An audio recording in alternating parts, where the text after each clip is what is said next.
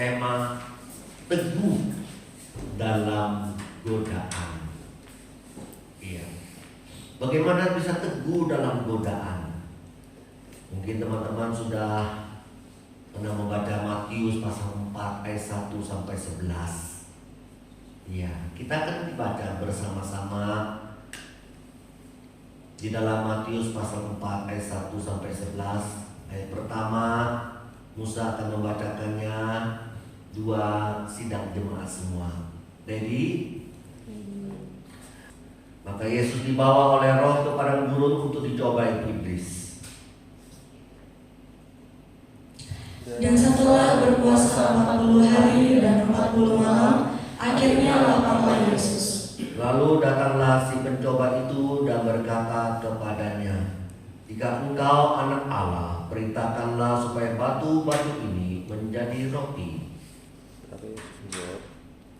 Tetapi Yesus menjawab, "Ada tertulis, manusia hidup bukan dari roti saja, tetapi dari setiap firman yang keluar dari mulut Allah."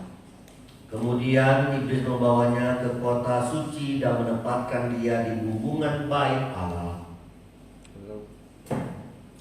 Lalu berkata kepadanya, "Jika engkau anak Allah, jatuhkanlah dirimu ke bawah. Sebab ada tertulis, mengenai engkau ia akan memerintahkan malaikat-malaikatnya, dan mereka akan menatang engkau di atas tangannya, supaya kakimu jangan terantuk kepada batu." Yesus berkata kepadanya, kepada iblis, "Ada tertulis, janganlah engkau mencobai Tuhan Allahmu."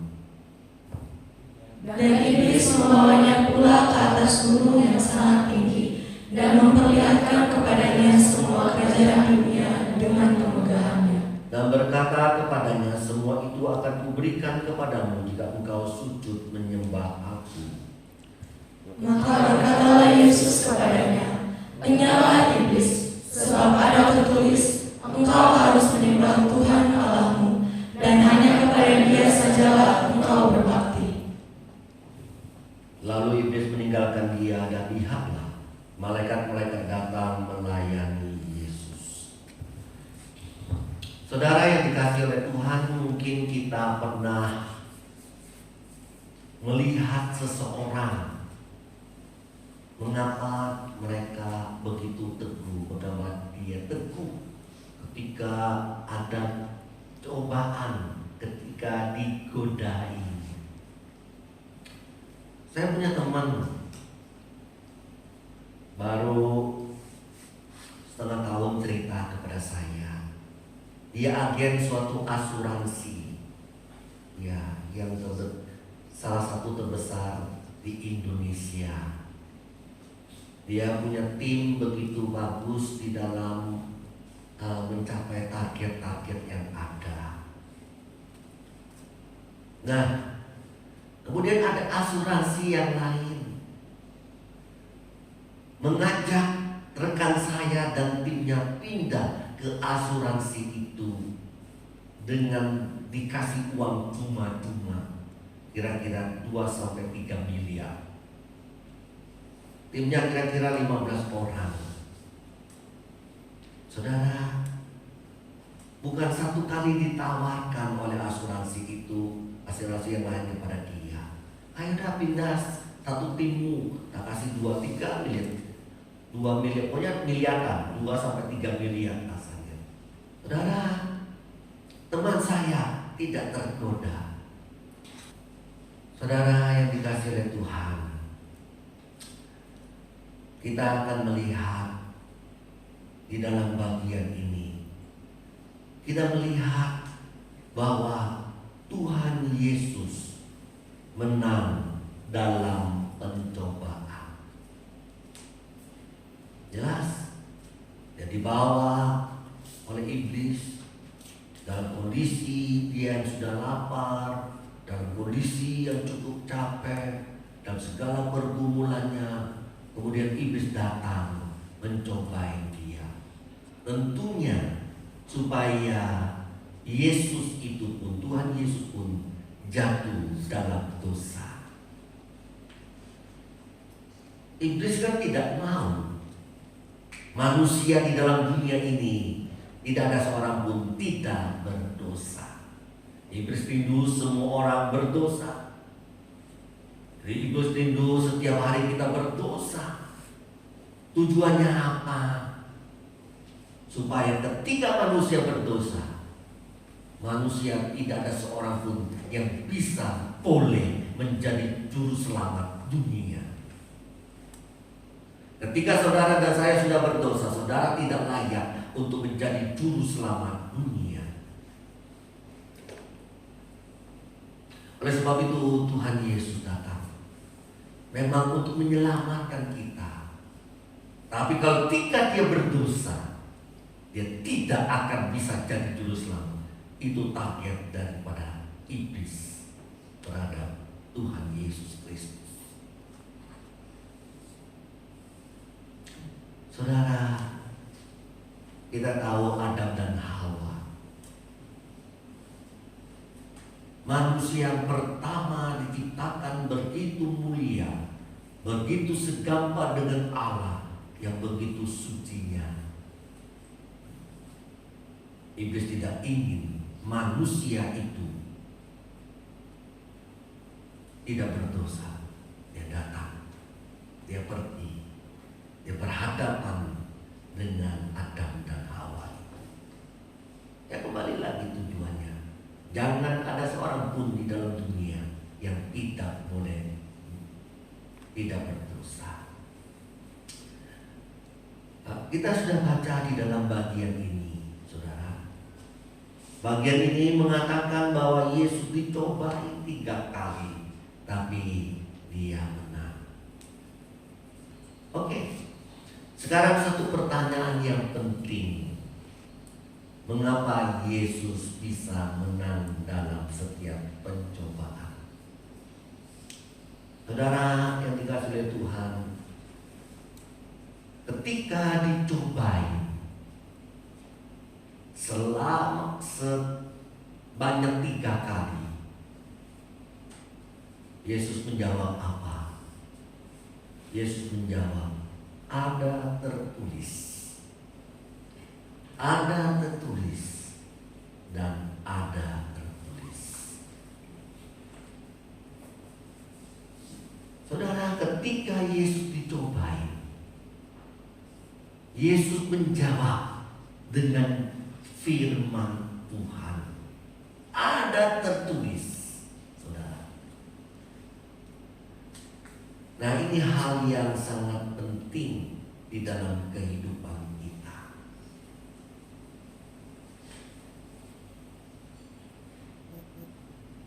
Yesus di dalam pencobaan, dia memakai firman Tuhan melawan si iblis itu. Kita tahu, saudara, iblis itu kadang-kadang juga memakai firman Tuhan, tapi diputar balikkan. Iblis tahu kamu punya kuasa, kamu mampu batu menjadi roti. Jadi hal yang kecil itu, hal yang sepele itu, ya memang kamu Tuhan. Iblis pun tahu dia Tuhan, sehingga berkata, ya karena engkau Tuhan, engkau mampu bukan melakukan ini,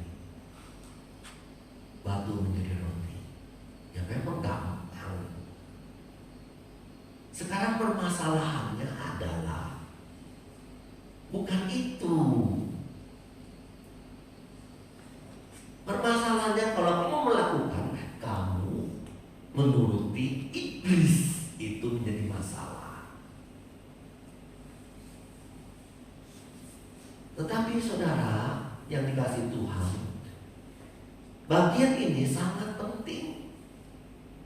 Memberitahukan kepada kita setiap godaan yang menyerang kita, kita harus menggunakan firman Tuhan untuk kita melawan mereka, memberikan jawaban kepada mereka.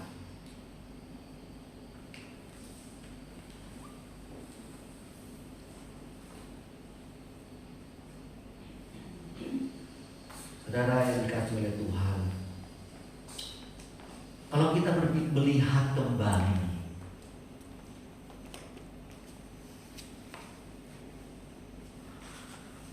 mengapa Yesus bisa menang?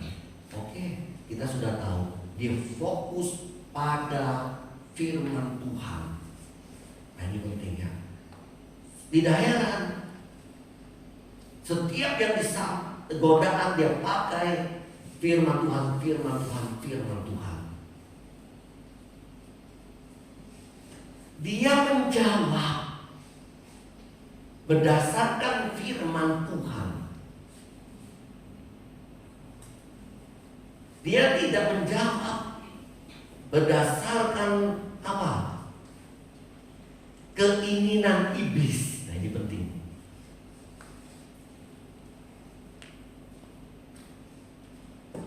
Iblis memberikan pertanyaan. Dia tidak jawab pertanyaan iblis itu. Kita tidak boleh bermain seperti itu. Tuhan Yesus berkata demikian kepada kita. Yang kedua, Tuhan Yesus menjawab. Ada tertulis. Menjawabnya dengan firman Tuhan, bukan dengan keinginan diri sendiri. Itu penting. Kadang-kadang kita menjawab godaan dengan keinginan diri kita sendiri.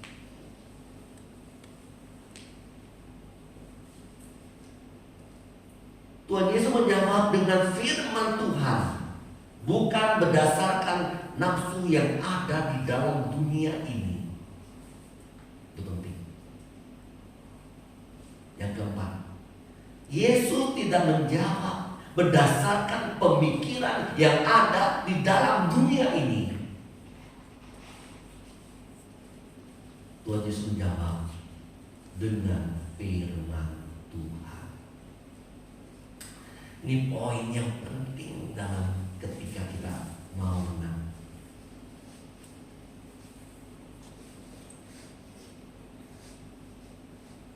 Saudara yang dikasihi oleh Tuhan,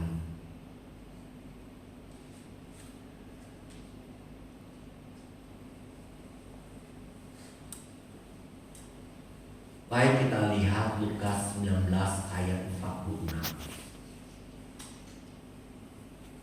Lukas 19:46 sudah.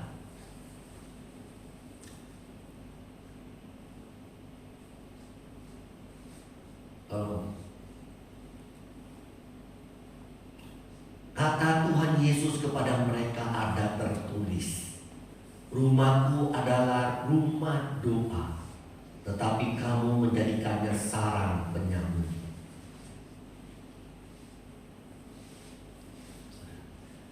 Ini waktu itu rumah ibadah dibuatkan tempat jualan.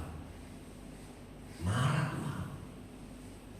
Saudara, dia menjawab, ada firman Tuhan, ada perintah Tuhan di dalam perjanjian lama. Rumah Tuhan, rumahku adalah rumah doa, bukan tempat jualan. Dia menggunakan apa? Firman Tuhan di dalam memberikan suatu jawaban. Lukas 22:37 berbicara tentang apa? Tentang aku yang digenapi. 22:37. Sebab aku berkata kepadamu bahwa nas kitab suci ini harus digenapi padaku. Ia akan terhitung di antara pemberontak-pemberontak. Sebab apa yang tertulis tentang aku sedang digenapi dalam penderitaan. Ada tertulis akan digenapi di dalam perjanjian lama. Aku ini menderita, akan mati. Karena memang itu sudah tertulis, difirmankan oleh Tuhan. Markus 7 ayat 6. Saudara, apa yang dikatakan Tuhan Yesus lagi? Matius 7 ayat 6. Jawab Tuhan Yesus kepada mereka, benarlah nubuatan Yesaya tentang kamu, hai orang-orang munafik. Sebab ada tertulis bangsa ini memuliakan aku dengan bibirnya, padahal hatinya jauh daripada. Dia marah orang lain dengan firman firman Tuhan dengan adanya tertulis. Sekali lagi, Tuhan Yesus tidak menjawab. Tuhan Yesus di dalam segala memberikan jawaban, memberikan respon, memberikan arahan kepada manusia atau kepada setan itu dengan firman Tuhan. Bukan dengan keinginan diri sendiri, bukan dengan keinginan iblis, bukan hawa nafsu dunia, bukan pemikiran akan masyarakat sekitarnya. Saudara yang dikasihi oleh Tuhan, marilah kita belajar poin ini tentang poin ini. Nah, ketika ada seorang, barusan saja ketika saya mengikuti apresiasi HUT Kota Denpasar 235 tahun, saya bertemu dengan satu orang. Saya berbincang-bincang sampai jam 11:30 malam.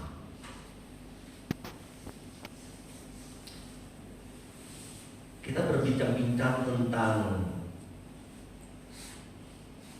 dunia tenis meja. Dia sahabat saya yang baik. Dia bilang, ya, dia ingin hidupnya berbagi di dalam, khususnya dalam dunia tenis meja. Dia salah satu tokoh masyarakat di Bali, di Denpasar. Dia juga orang penting di dalam dunia tenis meja. Dia ingin hidupnya menjadi berkat di dalam dunia tenis meja. Hidupnya ingin berbagi supaya tenis meja ini boleh maju, berkembang, dan ya, berprestasi. Ya, langsung saya menjawab. Dalam percakapan itu pun saya memberikan jawaban. Ya, itu memang harus. Di dalam hidup kita harus berbagi. Berbagi, memberi makan, menyambut orang-orang yang lemah, melayani orang-orang, ya, untuk menjadi berkat bagi orang lain. Kemudian saya memberikan satu jawaban lagi, seperti Tuhan Yesus.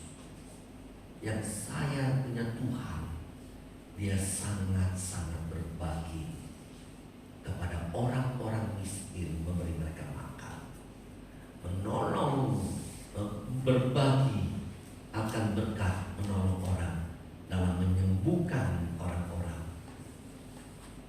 menolong orang-orang dalam kesulitan. Dia berbagi, dia pergi, dia terjun turba. Saya katakan demikian. Saudara yang dikasihi oleh Tuhan, oleh sebab itu pun saya berbagi. Gereja GPMI akan berbagi dalam dunia tenis meja tanggal 1 April nanti. Saudara, supaya peranan saya, gereja boleh mempersatukan semua tokoh-tokoh tenis meja yang lagi tes satu dengan yang lain. Kehadiran kita bisa berbagi dalam mengadakan pertandingan supaya menciptakan suatu prestasi. Saudara, mari kita memberikan jawaban berdasarkan firman Tuhan. Amin. Yang berikutnya, supaya kita bisa menang. Ya. Ketik yang pertama apa? Memberi jawaban dengan firman Tuhan. Oke. Yang kedua, kenapa sampai Tuhan Yesus memberikan jawaban? Demikianlah firman Tuhan. Ada tertulis, ada tertulis, dan ada tertulis. Saudara, Tuhan Yesus ketika dalam pencobaan itu,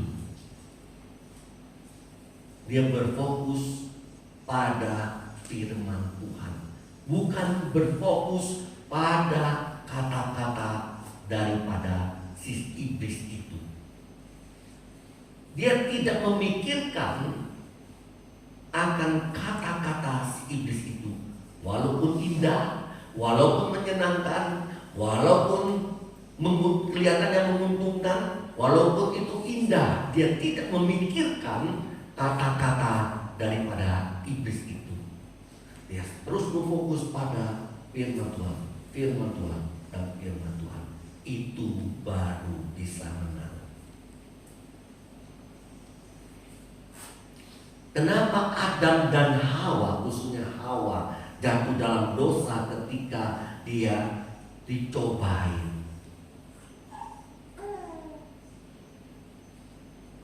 Ketika Adam Hawa itu dicobai, coba kita berpikir sebentar. Iblis datang, kamu makan saja. Ketika kamu makan, kamu akan seperti Allah. Kamu tidak akan mati. Oke? Sedangkan Tuhan berkata, kalau kamu makan, kamu mati.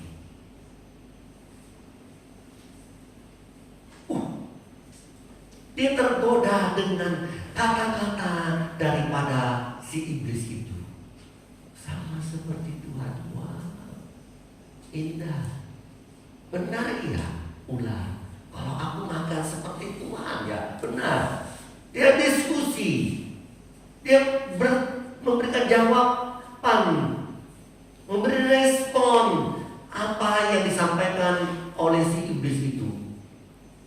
Jatuh dia. Kenapa kita bisa jatuh dalam dosa?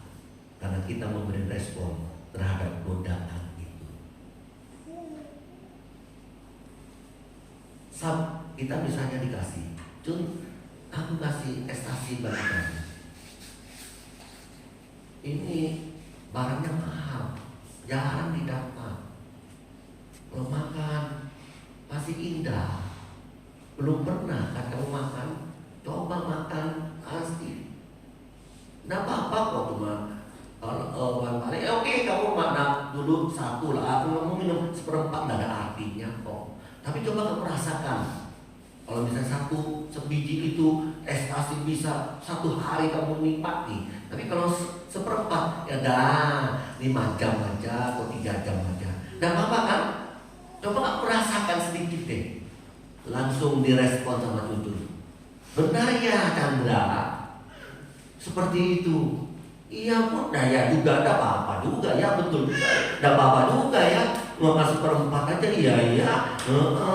Juga ada apa-apa, ada bayar juga, iya. Jatuh tuh dia.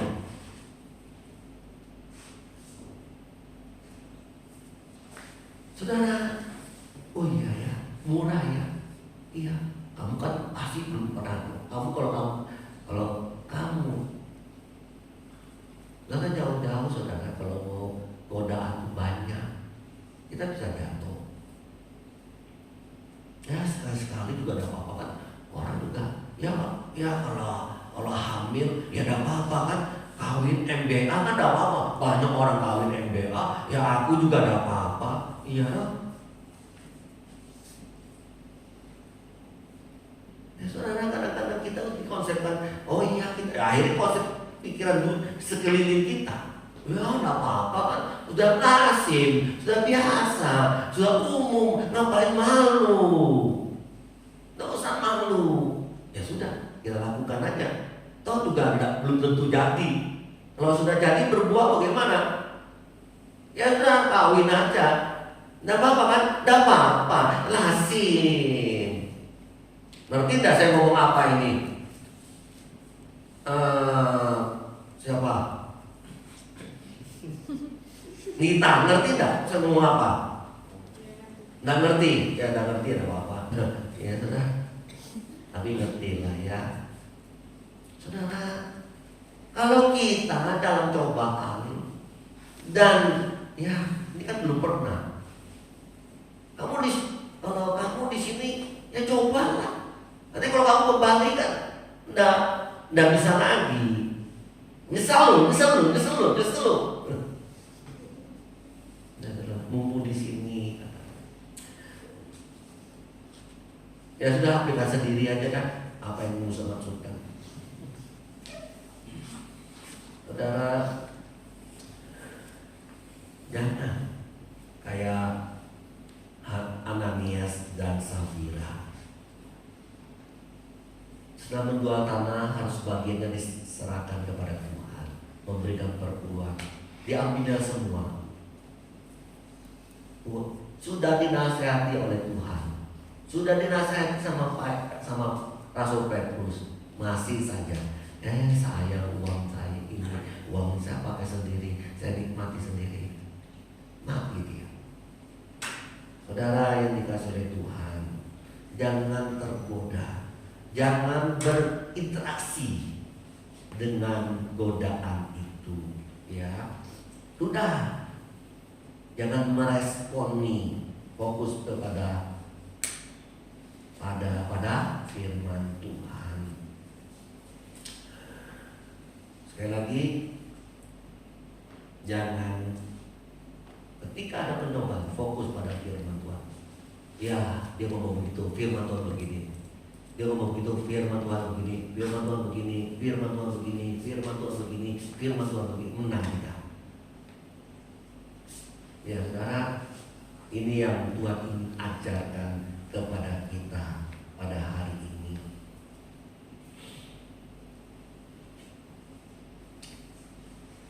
Baik saudara, itu kalau kita melihat jawabannya. Sekarang kita melangkah lebih jauh. Ada tertulis, berarti Tuhan Yesus tahu firman Tuhan. Amin. Dia tahu dengan firman Tuhan jelas, baru dia bisa memberi jawaban. Oleh sebab itu saudara, supaya bisa menang kita harus tahu firman Tuhan. Bagaimana kita bisa memberi jawaban firman Tuhan kalau firman Tuhan sendiri kita tidak tahu? Ya tidak heran kenapa orang itu sering jatuh. Ya karena tidak tahu firman Tuhan. Bagaimana firman Tuhan itu? Kita tahu firman itu berkuasa. Kalau dia tahu firman Tuhan, paling tidak dia menggunakan firman Tuhan itu, dan firman itu berkuasa, meneguhkan dia, menjadi kekuatan, menjadi benteng yang teguh, batu karang dalam menghadapi godaan itu. Sekarang pertanyaannya, bagaimana kita bisa tahu kebenaran-kebenaran firman Tuhan itu? Ya jawabannya belajar firman Tuhan, baca firman Tuhan, ikut PA, ikut pemahaman Alkitab, ikut komsel, ikut seminar-seminar. Ketika ada PA, aku tidak mau belajar. Ketika ada pemahaman Alkitab, aku tidak mau ikut. Ketika ada seminar, ketika ada retreat, aku tidak mau ikut. Ya, bagaimana bisa tahu firman Tuhan? Bagaimana bisa melawan Tuhan dengan melawan iblis dengan firman Tuhan? Tak bisa.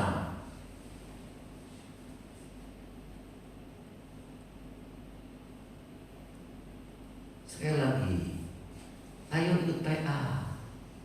Apa yang Musa katakan itu bukan keinginan Musa, tetapi panggilan Tuhan buat saudara belajar firman Tuhan. Untuk apa? Ya ini. Sekarang kalau kita mau bicara lebih dalam lagi, kenapa Matius menuliskan hal ini tentang Matius pasal 1 ayat 4? Supaya kita belajar, supaya kita pun bisa menang, belajar daripada Tuhan Yesus. Caranya bagaimana? Tekniknya bagaimana? Ya ini tekniknya.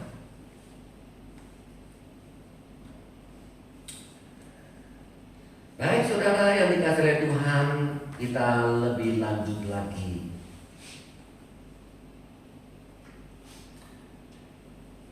Tuhan Yesus menang dan teguh dalam percobaan, dalam hal apa saja. Nah, ya kan begitu? Sekali lagi, Tuhan Yesus menang dalam pencobaan, dalam hal apa saja. Ada orang mengatakan demikian dan kita mengaminkannya. Ada orang yang kuat, yang tidak goyah dalam hal tertentu, tapi dalam hal yang lain dia lemah, dia jatuh, dia kalah. Betul? Iya dong.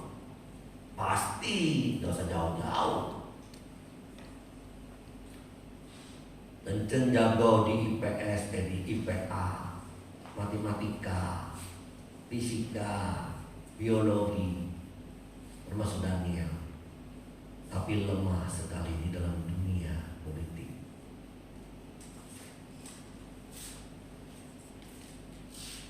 Sama, kita memahami ada orang yang tidak jatuh dalam harta, tapi jatuh di dalam keuangan, dan seterusnya dan seterusnya. Lalu orang bertanya, itu kan kehidupan kita di dalam dunia. Bagaimana Yesus yang ada di dalam dunia? Samakah seperti kita? Kuat di sini, lemah di sana, menang di sini, jatuh di sana. Kita juga bertanya mungkin tentang hal seperti itu, dan mungkin kita menjawab, memang Yesus bisa seperti itu. Ingin saya katakan, kalau kita pernah mengeluarkan kalimat seperti itu, kita hari ini ketika mendengar khotbah ini, kalimat itu dicabut dan jangan kita katakan kembali sampai kita bertemu dengan Tuhan Yesus di surga.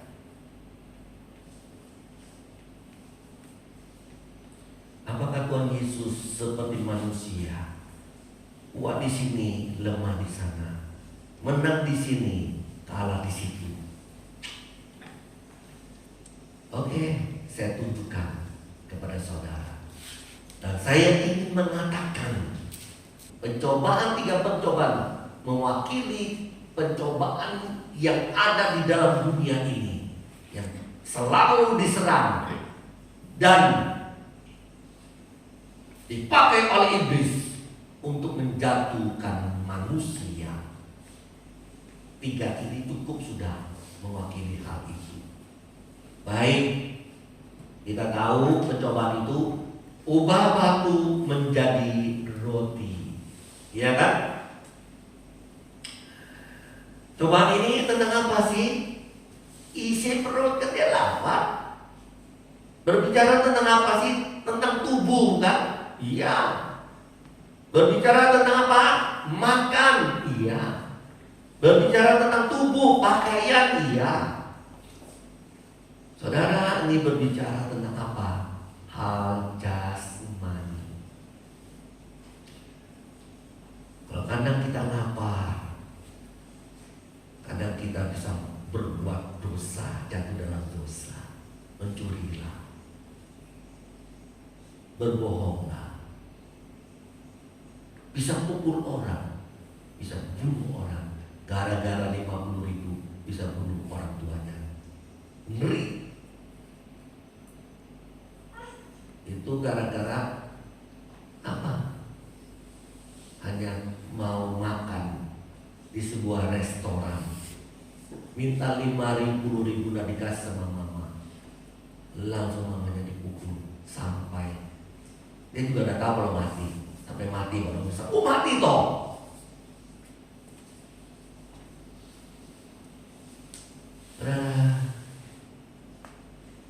Yesus dicobain tentang hal jasmani.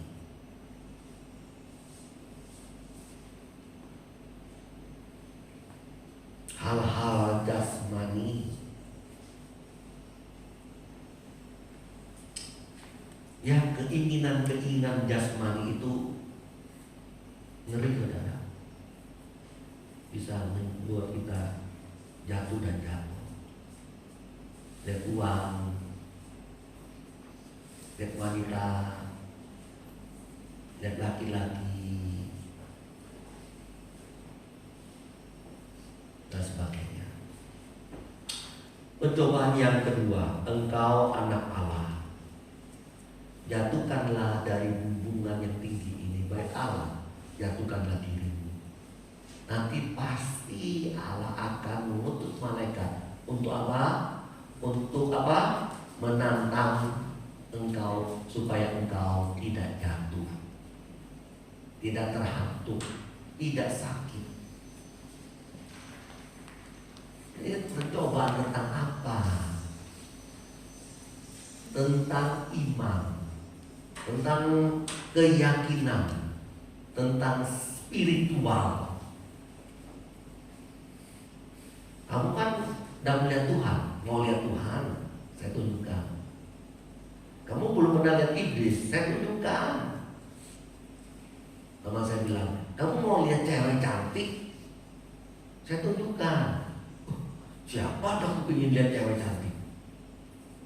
Ketika kita sudah lihat dan kita melakukannya dan kita melihat, kita ada berinteraksi dengan kuasa kegelapan.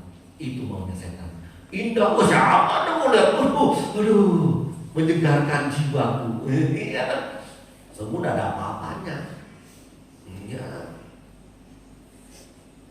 Ya. Kenapa Mary ketawa? Kita kan namanya laki-laki kepingin dapat yang waktu itu SMP, zamannya SMP belum menikah ya. Ya, saudara. Wah, memang orang-orang mengakuinya. Teman-teman saya sudah lihat, kamu lihat aja tidak apa-apa kok. Tapi ketika berinteraksi, saya aja hampir sudah pergi, akhirnya nggak jadi di atas gunung. Udah ini pulang. Udah kan? Nanti ganti Tuhan. Itu berdasarkan keyakinan iman. Oh, saya percaya Tuhan jaga saya. Iya. Sakit saya tidak usah ke dokter. Nyobain Tuhan. Ya. Tidak apa-apa, aku kepak juga tidak apa-apa. Aman. Siapa bilang aman? Ketika teman saya tidak cinta dengan wanita, wanita itu senang sama cowok itu, digodai, tapi dilayani, jatuh. Di sana terjadi sering pemerkosaan. Gak apa-apa aku pakai baju seksi-seksi lewat sana, jadi perkosa kamu. Ya, jangan mencobain. Ini atau Tuhan Allahmu, kata Tuhan Yesus. Ini bicara tentang apa? Iman spiritual. Spiritual saya kering. Saya cari siapa sih? Saya cari orang pintar supaya diisi.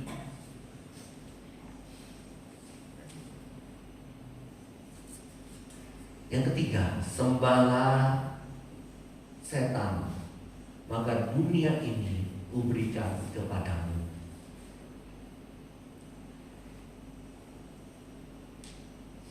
Apa artinya kekuasaan, jabatan, harta? Kenapa tidak boleh? Satu pertanyaan. Kamu sembah aja. Apa susahnya kamu dapatkan semuanya itu? Mendapatkan sesuatu yang gampang itu mudah dilupakan. Kenapa Tuhan menolak? Yesus menolak. Iblis mengajak, kamu ingin dapat mahkota, kamu tidak usah lewat penderitaan. Yesus berkata, tidak mungkin dong aku datang untuk menderita, setelah itu aku mendapatkan kedudukan yang paling tinggi, duduk di sebelah kanan Allah Bapa. Iblis cuma bilang, kamu sembah aku saja, apa susahnya? semua kekayaan, semua harta, semua jabatan dapat. Kita melihat 3 bagian ini, meliputi tubuh, meliputi iman spiritual, keyakinan, dan harta kekayaan. Ini pencobaan yang dialami oleh Tuhan Yesus. Pencobaan yang mewakili pencobaan yang ada di dalam dunia. Dia menang. Jangan sampai berkata, ia menang di sini, dia juga pasti kalah di sini. Jangan pernah mengatakan demikian lagi. Saudara yang dikasihi oleh Tuhan, kalau kita meneliti Alkitab di dalam hidup Tuhan Yesus, dari mulai pelayanan Matius sampai dia mati, sampai dia bangkit, pencobaan-pencobaan, banyak hal yang dia alami. Saudara yang dikasihi oleh Tuhan, biarlah kita pun boleh menang dalam pencobaan. Amin. Yang pertama, jawablah dengan firman Tuhan. Sering orang bertanya kepada saya, selalu saya menggunakan firman Tuhan untuk memberikan jawaban kepada mereka. Ini indikasi yang Tuhan ajarkan kepada kita. Bukan hanya iblis saja, tetapi setiap manusia ketika memberi jawaban, kita beri jawaban konsep-konsepnya berdasarkan firman Tuhan. Amin. Yang kedua, ketika kita sedang dalam pencobaan, jangan konsentrasikan kata-katanya, jangan mikirkan kata-katanya, jangan tergiur dengan kata-katanya, jangan meresponi kata-katanya, tapi lah fokus firman Tuhan, firman Tuhan, firman Tuhan. Yang ketiga itu, kalau kita mau belajar, kalau kita mau tahu kebenaran firman Tuhan, yang belajar, ikut PA, ibadah seminggu 1 kali enggak cukup, dan sangat-sangat tidak cukup. Pencobaan yang dialami oleh Tuhan Yesus 3 hal ini sudah mewakili pencobaan yang ada di dalam dunia, dan dia menang. Jangan tergiur, jangan kalah karena soal tubuh, soal makan, soal minum, soal pakaian, soal kesehatan, tentang keyakinan, tentang iman dan spiritual, dan tentang kekuasaan, jabatan, harta. Tuhan menolong kita, Tuhan memberkati kita.